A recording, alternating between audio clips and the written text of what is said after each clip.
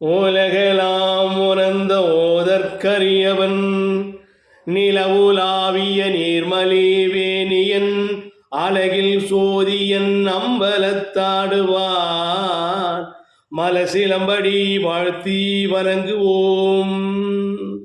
63 நாயன்மார்கள் ஒருவராக போற்றுதலுக்கும் பாராட்டுதலுக்கும் உரியவராக திருநிலகண்ட யாழ்ப்பாண நாயனாரை பற்றி உங்களோடு நான் பகிர்ந்து கொள்ள ஆசைப்படுகிறேன். அன்பு நண்பர்களே, இவர் சோழவள நாட்டில் திருவெருத்தக்காம் புலியூரில் பிறந்தார். இவர் சிவதொண்டே உரையவென்று எதிர்கொண்டு நெறிகொண்டு வாழ்ந்தார். வாழும் காலத்தில் தன்னுடைய துணைவியார் ஆகிய மதங்க சூளாமணி அம்மையாரும் இவர் யாழ் இசைக்க அந்த அம்மையாரும் உடனாக ஸ்ரீசாய்த்து பாடுவதும் கானங்கள் இசைப்பதும் ஊர்வராக சிவாலயங்கள் சென்று தொழுவதுமாக வழக்கமாக கொண்டிருந்தார்.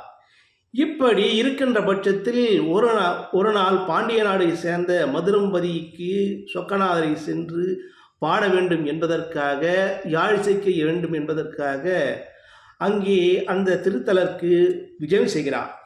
திருத்தலத்தில் விஜயம் செய்தபோது அங்கே அக்கால குல வழக்கின்படி சாதியின் அடிப்படையில் இந்த மூலவரை தரிசிக்க முடியாமல் இந்த ஆலயத்தின் முன்பு நின்று யாழ் இசைக்கிறார் இந்த யாழ்ப்பாணர். இந்த யாழின் குழலால் மகிழ்ந்து போன சொக்கநாத சுவாமி என்னுடைய சிவனடியால் கனவில் தோன்றி என்னுடைய பக்தன் வெளியே நின்று யாழ் இசைக்கிறான், அவன் என்னுள் வர வேண்டும், திருவருள் கூட்டி ஆலயத்தில் வந்து யாழ்சிக்க வேண்டும் என்று சொல்லவும் கனவில் தோத்தரிக்கும். அவர் அதற்கு உடன்பட்டு இந்த சிவனடியார்கள் அழைத்துச் செல்கிறார்கள் இந்த யாழ்ப்பாணரை. உலகளந்து பூரிப்படைந்த யாழ்ப்பாணரும் மதங்க சோளாமணி அம்மையாரும் உள்ளே செல்லுகின்றார்கள். அங்கே சிவன் மீது அலாதி அன்பு கொண்டு யாழ் சிக்கிறார்கள். யாழின் நயம் அறிந்து அவர் அமர்ந்து பாடுகின்ற இடம் ஈரமாக இருப்பதால் அங்கே அசரீயாக தோன்றுகிறது. அப்பா, யாழின் நயம் குறையாமல், இசையின் பலம் குறையாமல், யாழின் ஈரம் பட்டால் தளர்ந்து போனால் இசை மங்கிவிடும். ஆகையால் என்னுடைய பக்தனுக்கு தங்க பலகை கொடுத்து அதன் மேல் அமரவிங்கள் என்று அந்த அசரீரி சொன்னது. உளமகிழ்ந்த சிவனடியார்கள் அனைவரும் சென்று தங்க பலகை வைத்து அதன் மீது அமர்ந்து உள்ளம் விருகி சொக்கநாத சோமசுந்தர கடவுளை வழிபட்டார். சிவதொண்டே விருதொன்று உயர்வொன்று எதிர்கொண்டு நெறிகொண்டு வாழும் காலத்தில் அம்மையாரும் பதிகம் பாடி பல வாராக யாழ் சேர்த்து உளமகிழ்ந்தார்கள். இப்படி இருக்கும் காலத்தில் திருவாரூர் சென்று ஆரூரார் தியாகராஜ சுவாமியை தரிசிக்க வேண்டும் என்று எத்தமிக்கிறார். அப்போதெல்லாம் பல்லக்கு இல்லை, நடைபயணமாக அங்கும் இங்கும் பாணர்கள் பாடிக்கொண்டே சொல்லுவார்கள். அப்படி பாணர்களாகி இவர்கள் பாடிச் செல்லுகின்ற போது அங்கே திருவாரூர் தியாகராஜரை தரிசிக்க செல்ல எத்தமிக்க முடியவில்லை. ஏனென்றால் அன்றைய காலகட்டத்தில் ஜாதி அடிப்படையில் உள்ளே நுழைய முடியாது என்பதற்காக மனமுருகி யாழ் இசைத்து யாழ்ப்பாணர் பாடுகிறார், யாழ் இசைக்கிறார். அந்த யாழின் ஒளியின் நயத்தால் சிவனின் காதில், தியாகராஜர் பகவானின் காதில் விழுகிறது. அப்பா, என்னுடைய சிவபக்தன் வெளியே இருக்கிறான், அவனுக்காக நான் வடப்பக்கமாக வழியை தனியாக அமைத்து என்னுடைய சன்னதிக்கு வந்து யாழ் இசைக்கும்படி கட்டளையிட்டு அதற்காக இறைவனே வடப்பக்கமாக ஒரு வழியை அமைத்து அது வழியாக இந்த யாழ்ப்பாணர் உள்ளே சென்று மூலவரை தரிசித்து யாழ் இசைத்து உளமகிழ்கிறார். இவர் உளமகிழ்ந்து இவர் வாழுகின்ற காலத்தில் உளமகிழ்ந்து வேறுபட்டார். சிவதொண்டே நெறியின்று வாழுகின்ற இந்த யாழ்ப்பாணர் இந்த சீர்காழியில் உள்ள திருஞான சம்பந்தரை கண்டு உணர்கிறார். தானும் இறைதொண்டு செய்ய வேண்டும் என்று இந்த மதங்க சோளாமணி அம்மையாரும் இருவரும் தொண்டுள்ளம் கொண்டு அவரோடு ஊராக ஆலயமாக சென்று பதிகம் பாடுவதற்கான யாழிசை பூட்டி நயம்பட யாழிசைக்கிறார்கள். யாழின் வளமையும் இந்த திருஞான சம்பந்தரின் பதிகமும் மிகப்பெரிய தெய்வ சக்தியை தளிக்கிறது. இப்படி இருக்கின்ற போது மயிலாப்பூரில் சிவசேன செட்டியார், அதாவது மயிலாப்பூரில் இருக்கக்கூடிய சிவனேச செட்டியார் மகள் பூம்பாவை இறந்து விடுகிறார்.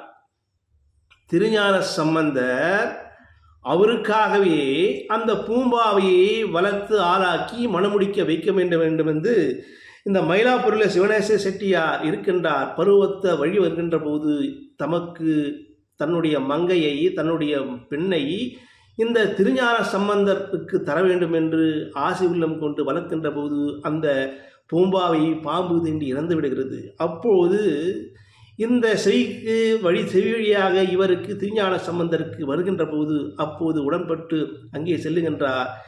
சிவசேன செட்டியார் நடந்ததையெல்லாம் சொல்லுகின்றார். சிவாலயத்தில் அந்த ஈமச் சடங்கு இருக்கக்கூடிய அந்த அரிசியை ஒரு மண்கலவையில் வைத்து மண்குடுவில் வைத்து சிவனாலயத்தில் வைக்கப்பட்டிருக்கிறது. அப்போது இந்த திருஞான சம்பந்தர் பதிகம் பாட இந்த யாழ்ப்பாணரும் யாழ் செய்ய அங்கே அந்த பெண் மீண்டும் பூம்பாவை உயிர் பெற்று வருகின்ற போது ஆச்சரியமடைந்த அந்த சிவசேன செட்டியார் தன் மகளை திருஞான சம்பந்தருக்கு மணமுடிக்க எத்தமிக்கின்ற போது அப்போது மறுக்கிறார். உன் மகள் எனக்கு மகளாவா? அவரை நான் மீட்டெடுத்து நான் உயிர்ப்பித்து தந்ததால் அவள் எனக்கு மகளாவும் கூட அவரை நான் திருமணம் செய்ய முடியாது. இச்செய்தி யாருக்கு தெரிகிறது என்றால் திருஞான சம்பந்தர் தந்தையாருக்கு செவிவழியாக போய் விடுகிறது.